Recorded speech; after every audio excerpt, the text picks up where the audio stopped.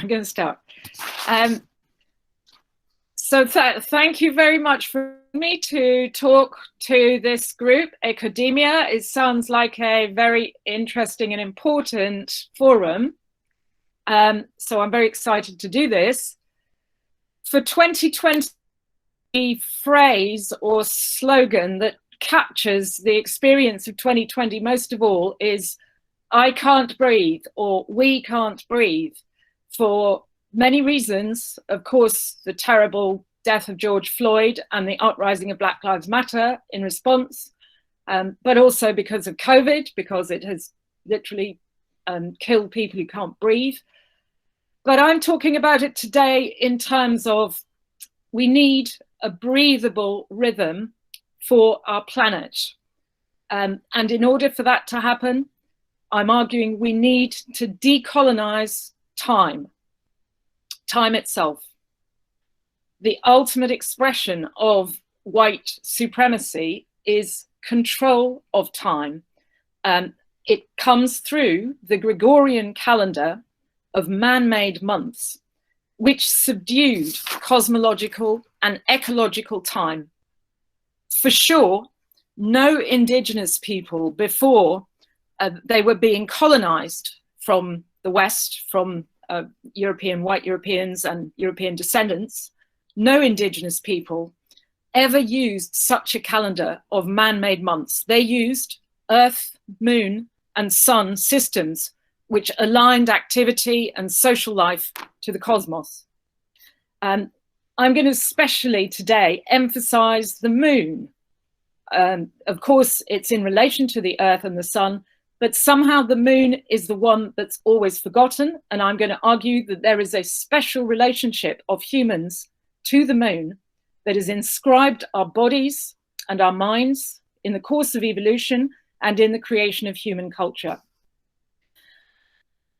When the conquistadors and imperialists from Europe turned up on every continent to conquer and extract resources from the indigenous peoples, they were intent, their express intention was to rob and steal. They above all attacked and bust up the indigenous people's cosmological ways of measuring time.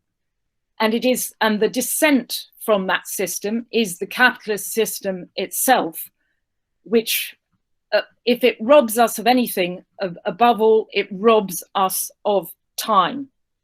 The more that any particular person has their time stolen, this is a measure of the inequality of the system and of how unequal and how poorly treated they are by the capitalist system.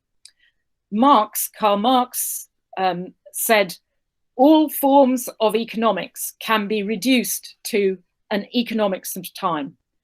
And what it is that a society values, how a society organizes time, is inscribing in every waking and sleeping moment what it is that a society values most and emphasizes most and prioritizes.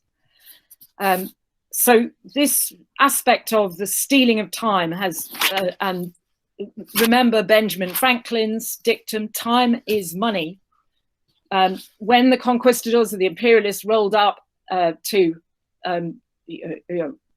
rape, loot, and murder indigenous peoples, no indigenous peoples had ever expressed notions like time being wasted or time being spent, which are metaphors of time as money.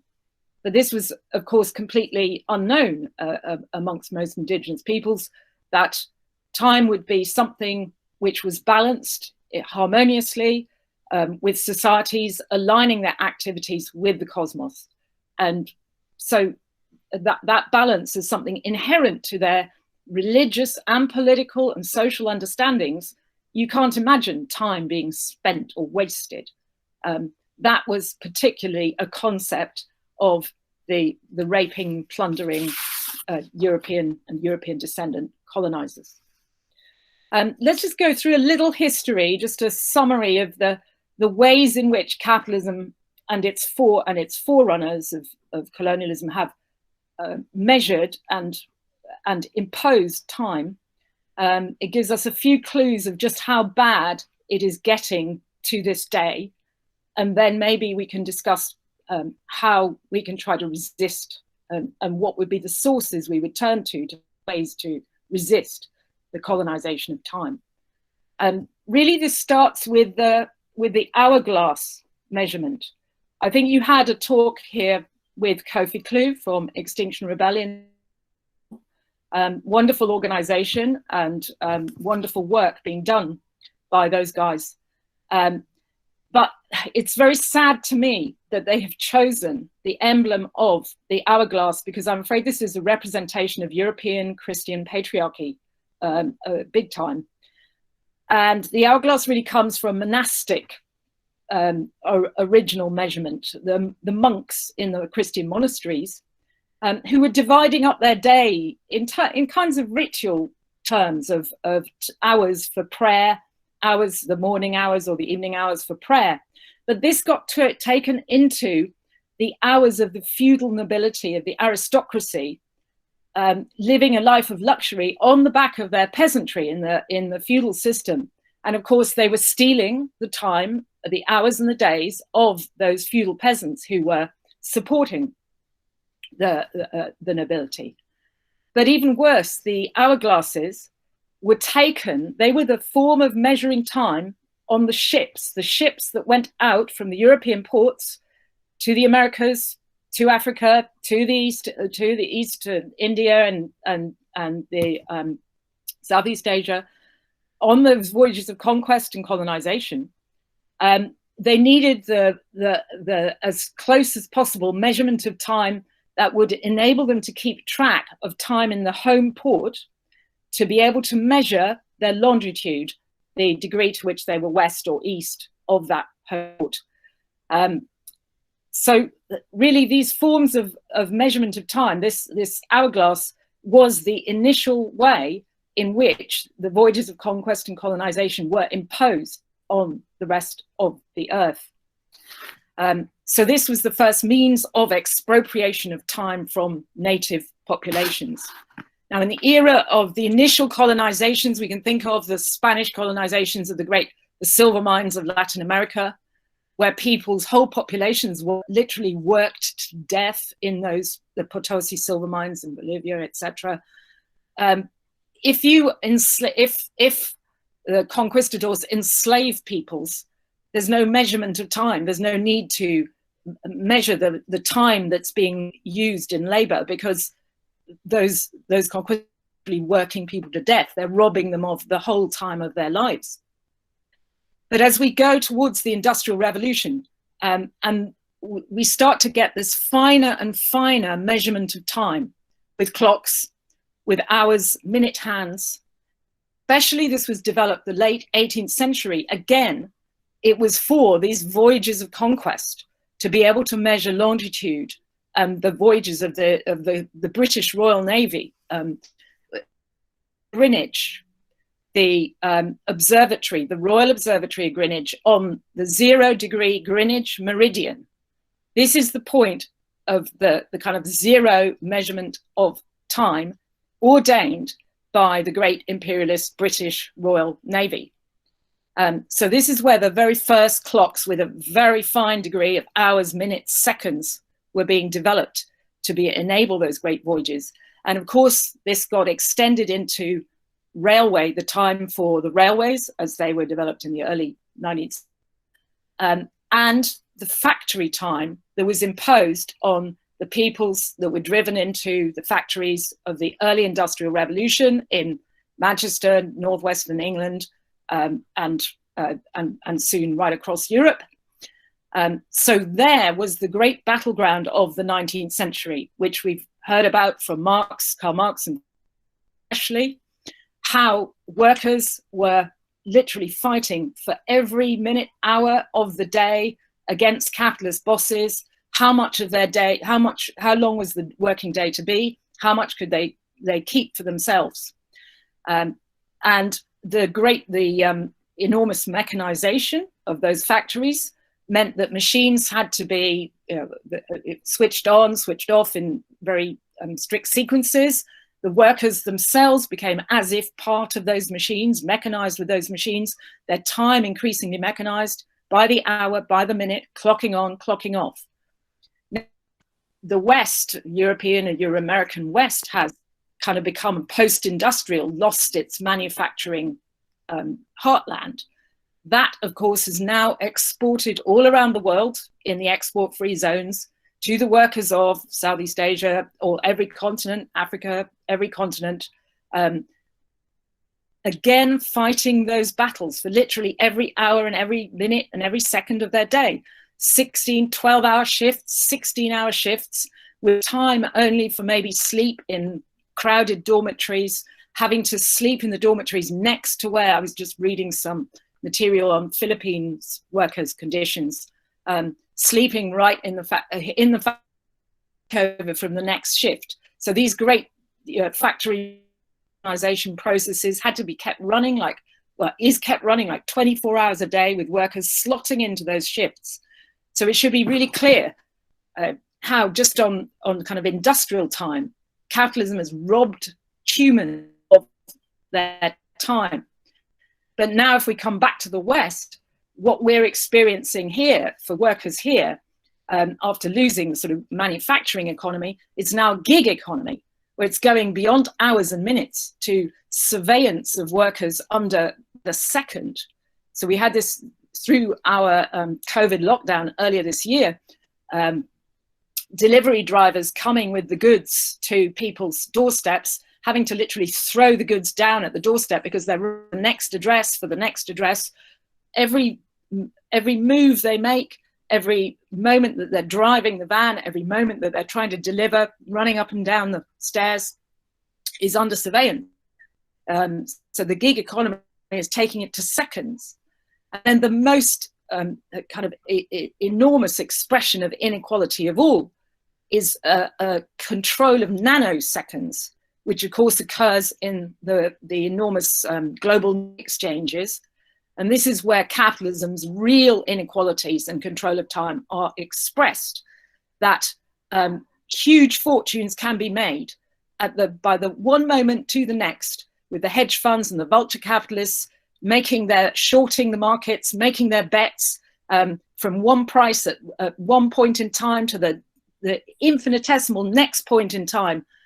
So having control of the time to the point of nanoseconds can, with a keystroke, with a computer keyboard keystroke, wipe out livelihoods of whole economies, of people the other side of the world, pure capitalist profiteering. So we've gone to the point where control of the tiniest fractions of time that can be even measured are creating profit and destroying people's whole lives and enterprises just for the sake of gambling for profit. So I hope I've made clear just to the extent of capitalist control of time, and just how, this is something that the planet at this stage, with everything that's happening in degrading the planetary environment, with the extraction of resources, this is something that can no longer be put up with. The planet needs to breathe. We have to slow time down in some way. It's not only about rewilding the planet's space, but it's also about rewilding the planet's and ours time. We need to restore some element of cosmological, ecological time, not just some element, but we need to restore our understanding of that. Now I'm just going to ask, is there actually nothing left within capitalism, within the experience of capitalism around the world, of the measurements of cosmological time? And I'm going to say that actually that there is still, it still exists, but it's kind of in a domain that compartmentalized, put at the side. It runs alongside capitalism and it has some sort of relationship to capitalism, but it's a kind of exceptional area. And what I'm talking about is religion. Because if we look at religions everywhere in the world, And I don't, whether we're talking about religions that are quite indigenous and local, or whether we're talking about world religions, all of them are organized on a basis of cosmological time. And it's not just any sort of mixture of cosmological time. Actually, there is one form of measurement of time which organizes religion in general, religion universally. And this is the time given by the moon. All religions operate in some sense around lunar calendars and lunar organization of time. So this is quite a remarkable fact that we can say that universally. I'm an anthropologist, and I'm particularly interested in the variety of human culture all around the world. But when we examine religion, ritual for almost every human culture, it comes down to that. You can start thinking about that in terms of the world, the recent world religions. When I'm saying recent, for my timescale, I work with hunter-gatherers and I work on human origins. So my timescale is 50 or 100,000 years. It's going right back to the beginnings of human species. World religions known today have Judaism, Hinduism, maybe 4,000 or 5,000 years history. Christianity, a couple of thousand years, Islam, even less than that. So some of these religions, they're really very young. They're young religions. They're also pretty patriarchal and hierarchical religions, maybe not in their origins, but they have become so as they have become institutionalized. So it's rather remarkable that these religions, if they have that patriarchal aspect, how did they have the moon at the heart of their calendars? You know, where did that come from? And my answer to that is it wasn't invented by the patriarchal inventors of these religions. It was inherited from previous religion way. Now, some of the immediate predecessors of the world religions today were probably also pretty patriarchal in the Neolithic as agriculture emerged. But if we keep going back, we go back to the time beyond about 10,000 years ago, when all human beings on the planet essentially were hunting and gathering peoples. Now, from my knowledge of hunter-gatherers and what I've learned from hunter-gatherers in Africa, that is where this lunar organized time frame and cosmology, that is the source for where that came from. I'm going to show you and talk about a few examples of that. Let's just, for a moment, think, before I go to hunter-gatherers, just think about Christianity. Some of you may not be convinced. For instance, Christianity is actually a lunar religion. I think there's not much argument about Judaism or Islam or Buddhism, Hinduism, but Christianity, some of you might think Christmas, solstice.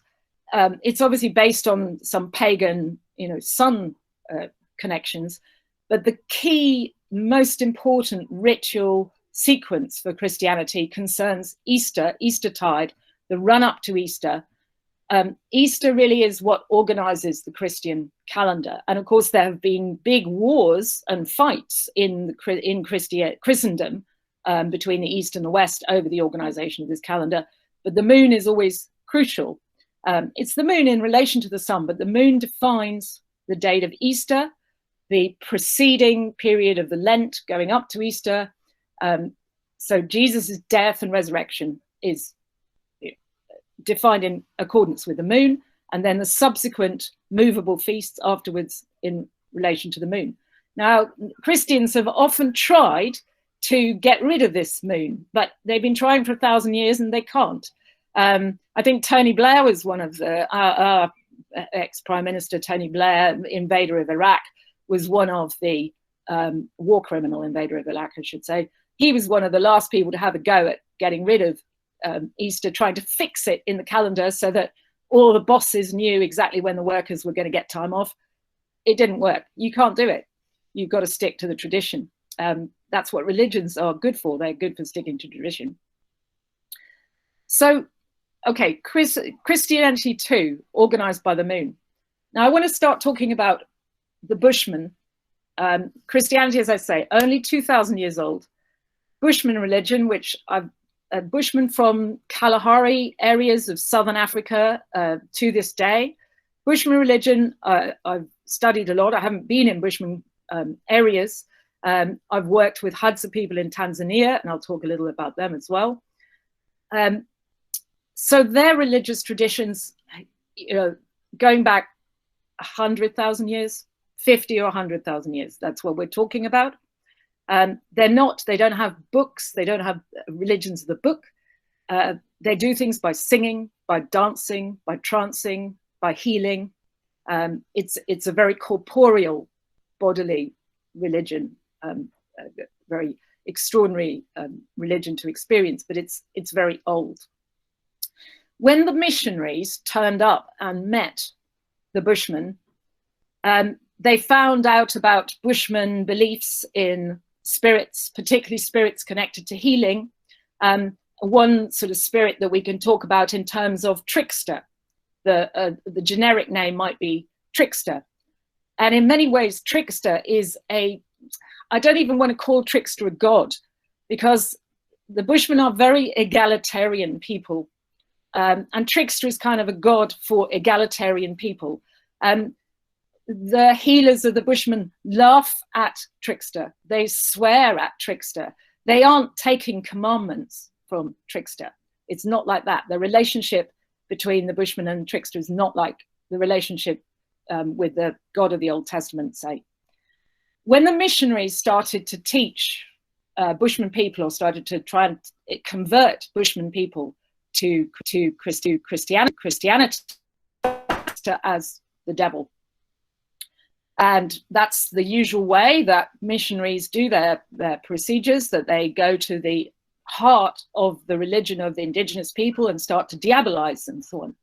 But the Bushmen thought about it, and they started to say and think about it amongst themselves. And the more they heard about Jesus Christ, the more they realized, no, the trickster's not the devil. Jesus Christ is a trickster.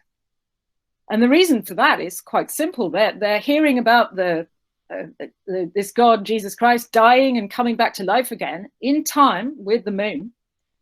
And that's what trickster does. Trickster is organizing time by the moon, and he often dies and he comes back to life again. So there's other things too that Jesus does, that the trickster does. Jesus, for instance, goes and chats up women by waterholes or wells. Well, trickster does that a lot too. They both of them concerned with healing and medicine. Okay, so Jesus and trickster really quite similar, and the Bushmen realized that, and they weren't having what the missionaries were saying. But above all, what it is that Jesus and trickster do, both of them, is they're organizing the time in certain way. Jesus' death, the trickster's death and resurrection is organizing the time.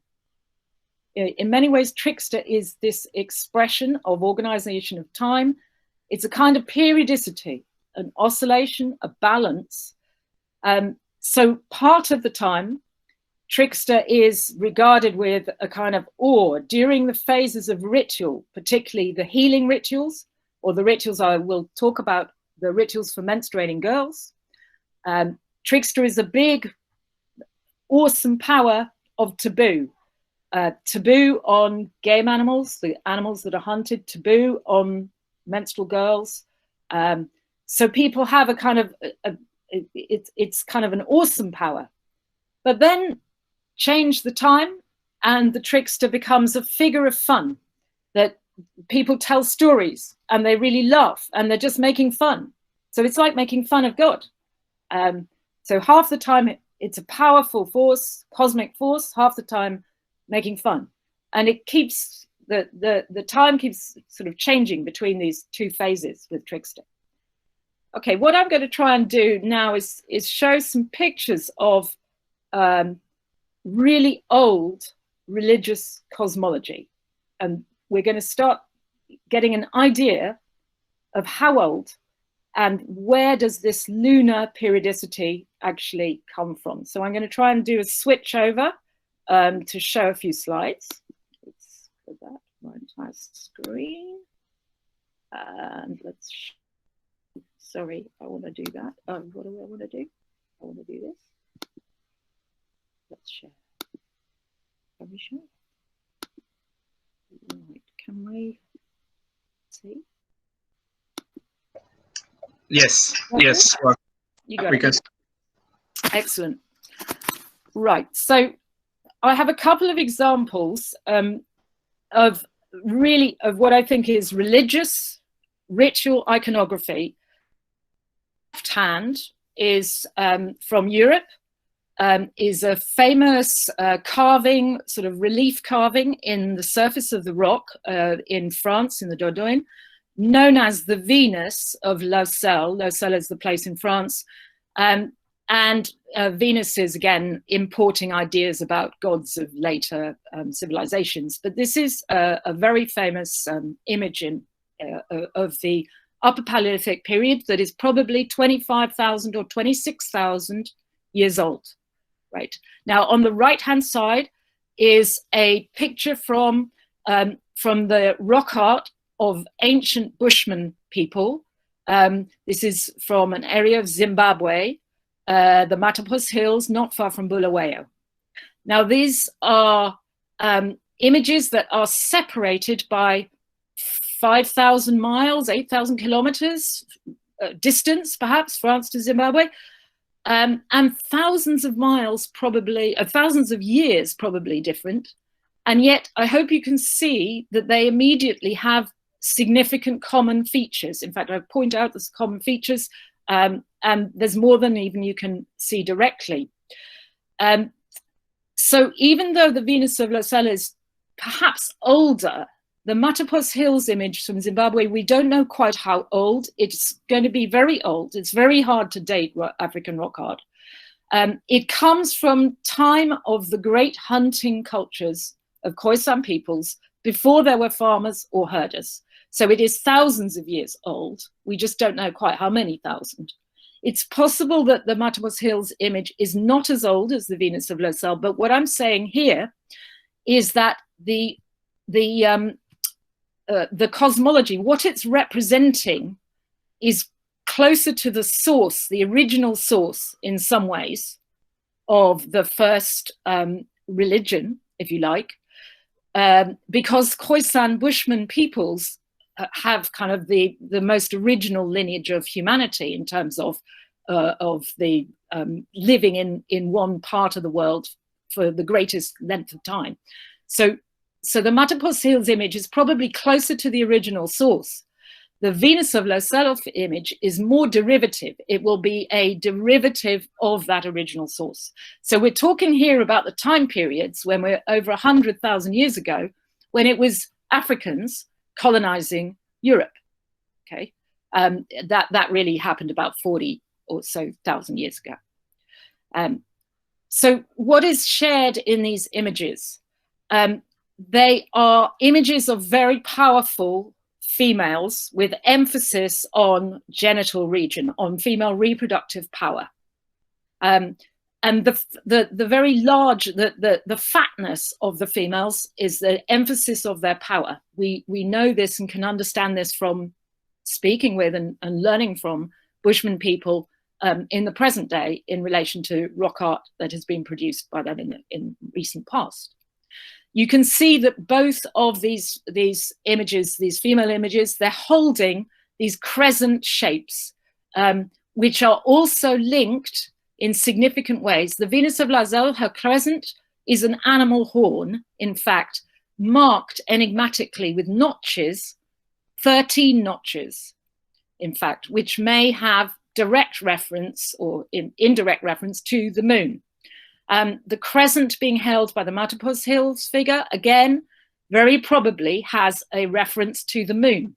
And what the whole figure, the whole panel may be referencing is the experience of ritual initiation, particularly first menstruation ritual for a girl in Khoisan culture. And I'll show you a bit more about that in just a moment.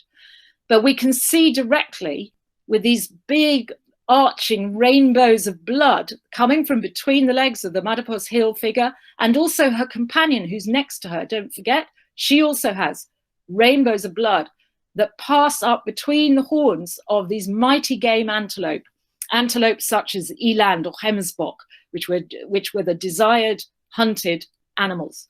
So be clear, these are products of art from civilizations which were hunting and gathering civilizations at the prime time of big game hunting, both in Europe and in Africa.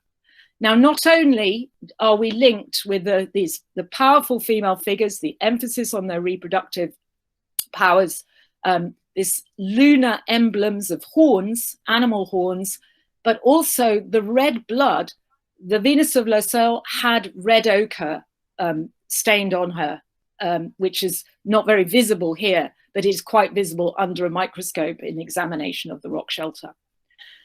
When humans, the first Homo sapiens, human beings, moved out of Africa, we're an African species and we evolved in Africa 200,000 to 300,000 years ago. We've been in Africa for 3 times as long in Africa as anywhere else on the whole planet. But when we started to move out of Africa, what we carried with us as the sort of signature of human culture as humans moved around the planet was a red tide of ochre. Ochre being a mineral pigment, iron oxide, and it produces a blood-colored red stain.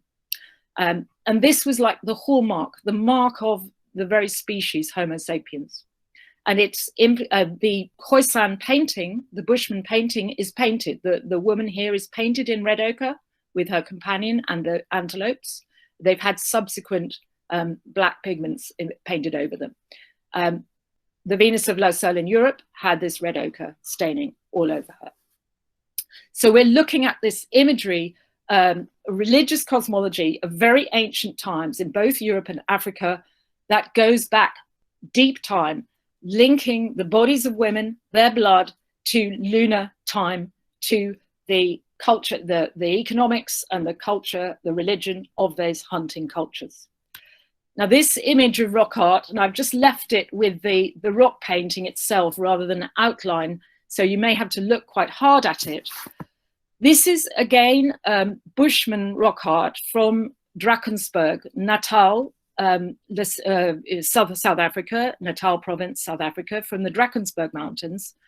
And it's from a people, mountain Bushman people who were literally hunted to extinction. It's a horrifying thing to say that they were driven out, killed off, their culture destroyed by the incoming white colonizers and farmers and so forth.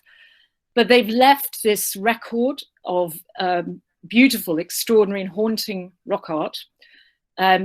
And we can ask Bushman peoples that still have their cultures in the Kalahari, that's still living in the Kalahari, to help us to understand and interpret this art.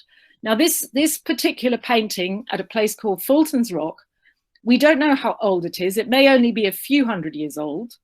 We don't actually know. We can't date very well. But it is still showing us a ritual known as the Elam Bull Dance, which is very probably the oldest ritual that still is performed on this planet today. And the Elam Bull Dance, I would guess it is 70 to 100,000 years old, at least. It is the ritual of a girl's first menstruation. And you're seeing an outline with that circle is like a little menstrual hut that would be built for the girl. And this figure under that cloak is the girl herself in a seclusion of menstruation. And around her dance a whole ring of figures, mostly women who are posturing and posing with their buttocks are actually naked as they bend down back towards her, because they're imitating the movements of elands. Elands are these beautiful big antelope that the Bushmen love to hunt. And they're pretending to be elands in this dance. And the girl herself is made out to be the bull eland, the male eland, which is the most desired. It's a sacred animal for the Bushmen. And there are figures in this ring who have horns. We were looking at the horns of the antelope in the previous images, and the horns of the bison or the ibex from the upper Paleolithic of Europe. But here we have eland horns being used. And just below the ring of figures, there is an eland, a sort of spirit eland. That body below, you may not be able to see very clearly, but that is an eland which is being lured towards the girl and towards the people by the singing and the music that would accompany this ceremony. This is some of the oldest documented music in the world. That is to say, it is documented today, and it probably comes from very ancient times indeed. Now, around the edge of the picture, there are hunters who have taken away their weapons. And these are men, and they're hunters, and the men have to go right away from the girl. They have to take their weapons right away from the girl who is the eland bull because of her power, because of her potency. Now, if they observe these rituals correctly, then everything is going to go well. The animals will grow fat.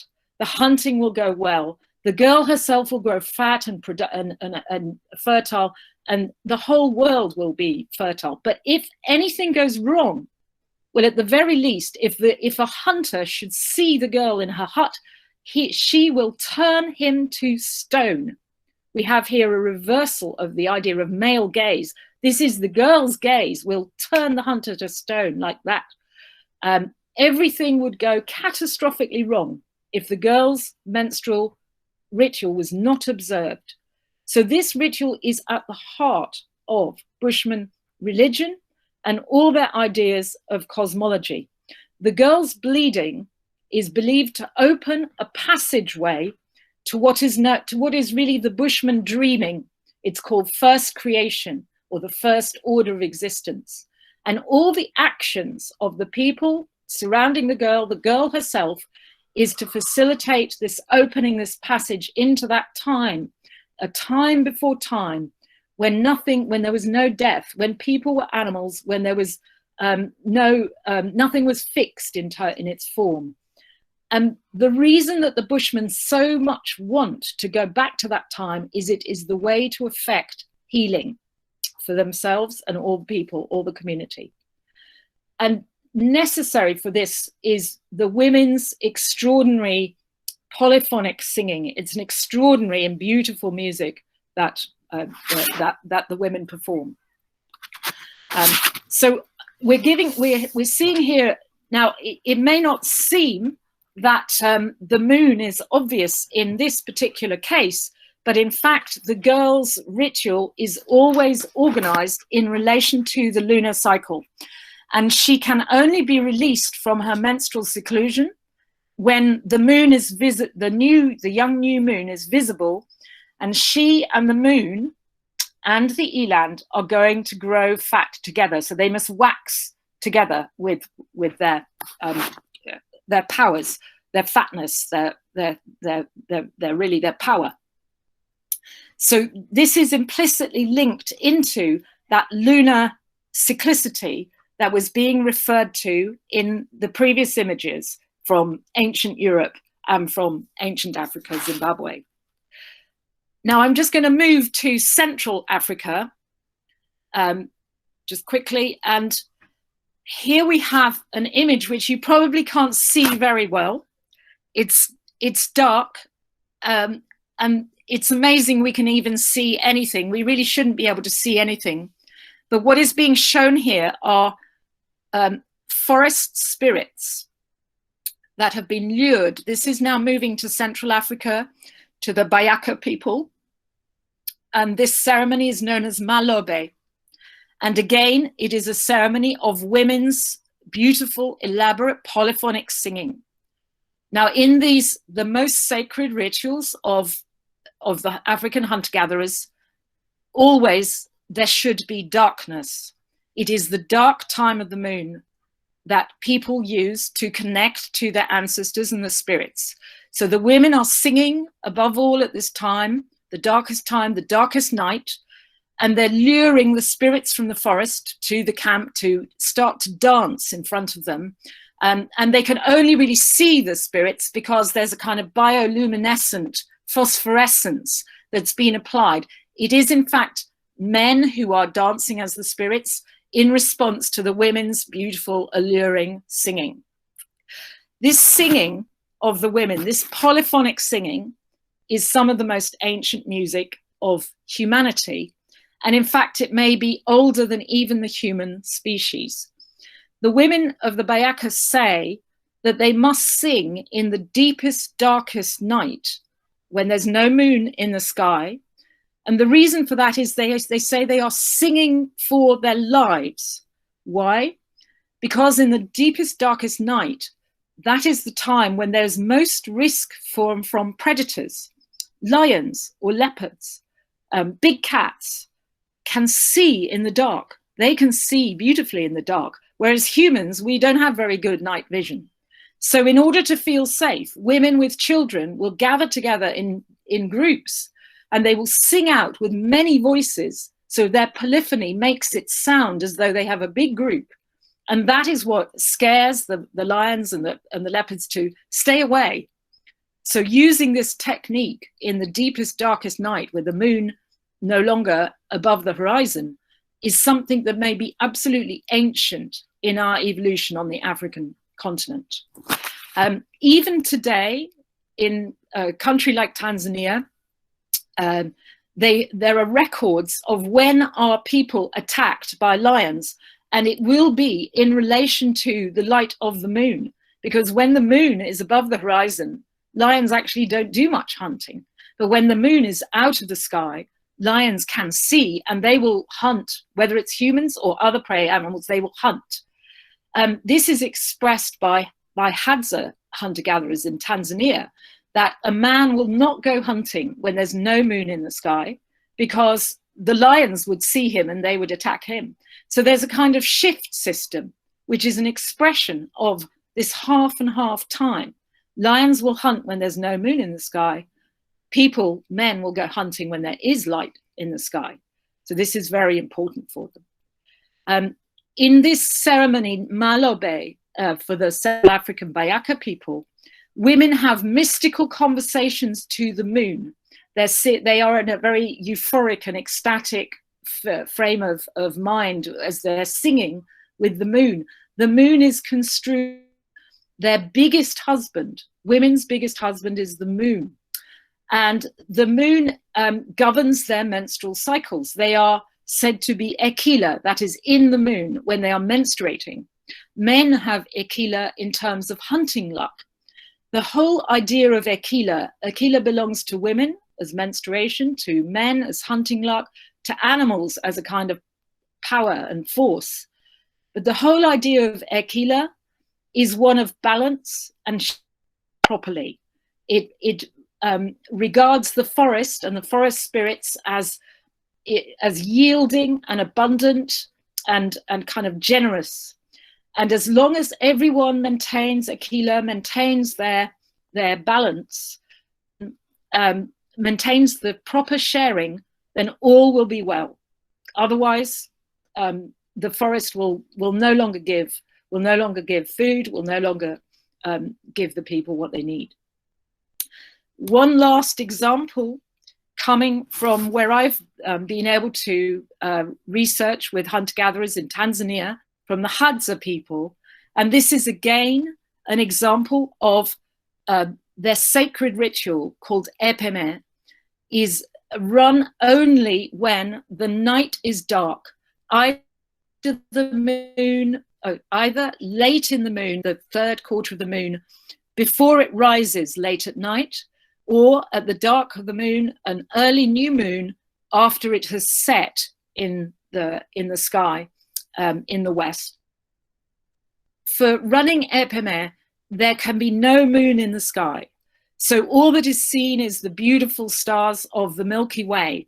And again, it is women's polyphonic singing that are calling out to the spirits, and men that dance as those spirits as a matter of healing, as a matter of medicine, and as a matter of bringing good luck to the hunt and good life to the people. So every moon, every dark moon, there will be in these are different camps, have different ephemer at different times here, but through that dark moon period, we can see that they're having these. So we have a rhythm of the dark moon as the time of taboo, and we could say the time of blood. It's linked to, that dark moon is linked to women's menstruation. Men do not hunt while the moon is dark because the lions can see them. Instead, the men hunt, particularly they do waterhole hunts at the time leading up to the full moon when they have light in the sky. And they bring the hunt back at the time of the full moon when everybody shares, just like Aquila with the Bayaka people, everybody shares what is. No woman, no child, nobody can go without if there's been a kill or in a Hadza camp. Okay, I've given some examples of how the moon really organizes life, religion, ritual, and the economy for these African hunter-gatherer peoples. And it does seem, because we have this in East Africa and Central Africa and Southern Africa from very ancient hunting peoples, that this must be something similar to what was the source of religion for humans, for humans in the very first place. Yeah. We call, this is not a religion of patriarchy. It isn't even, I mean, we heard Chris Knight last week. Some of you will have heard Chris Knight last week talking about matriarchy. We like to call this lunarchy, that it's a kind of balance of power between the women in the phase of blood, the women when they're menstruating at this time of the moon, and then giving way to sort of surrendering to the men after the full moon, so that there's a kind of sex strike or taboo, menstrual taboo, with women's very fierce and militant dancing, taking control of the camp. Wonderful examples from Central Africa of Ngoku, where the women just flood into the camp and put the men absolutely at the side.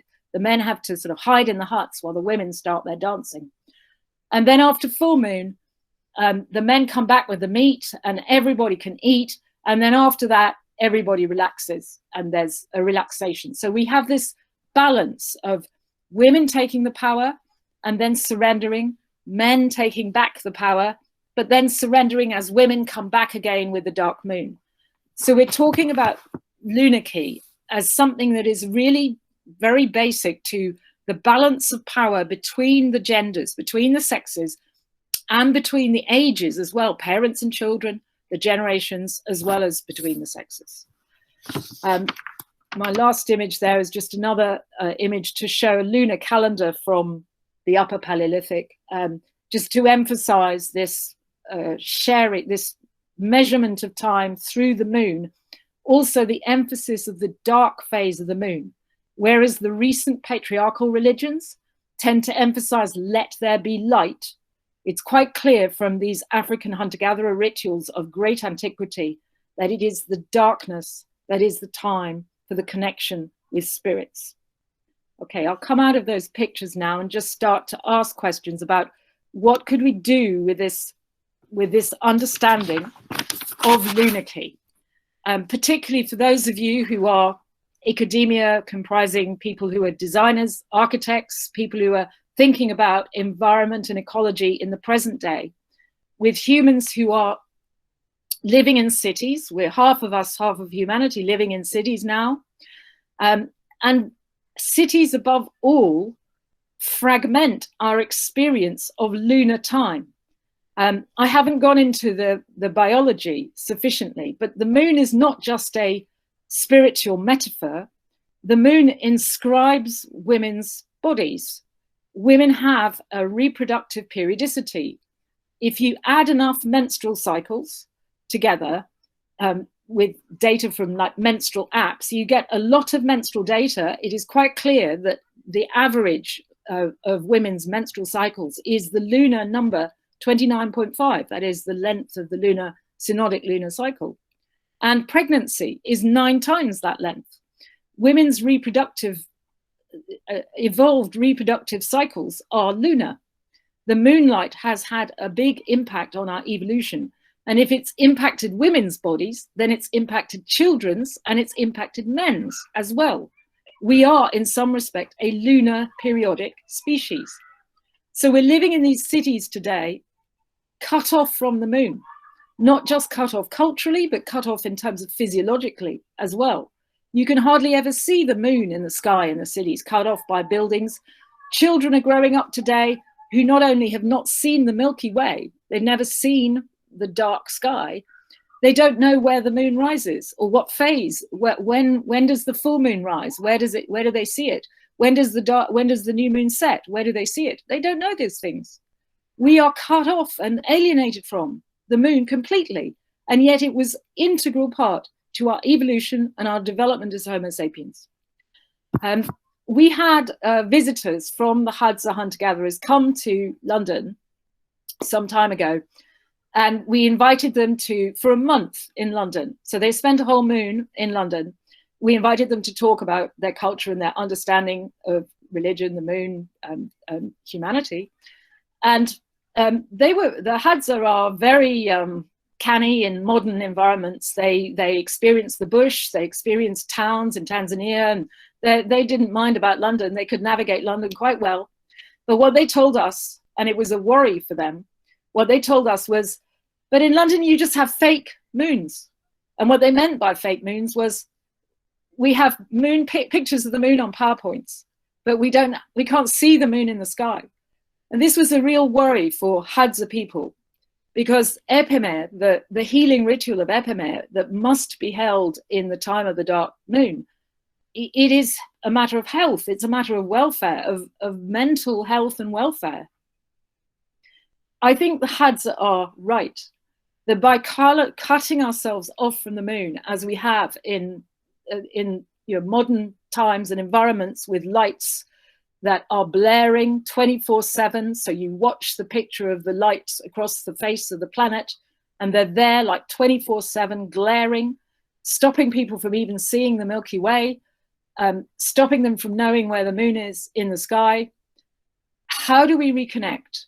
Because it is through that reconnection with cosmological time.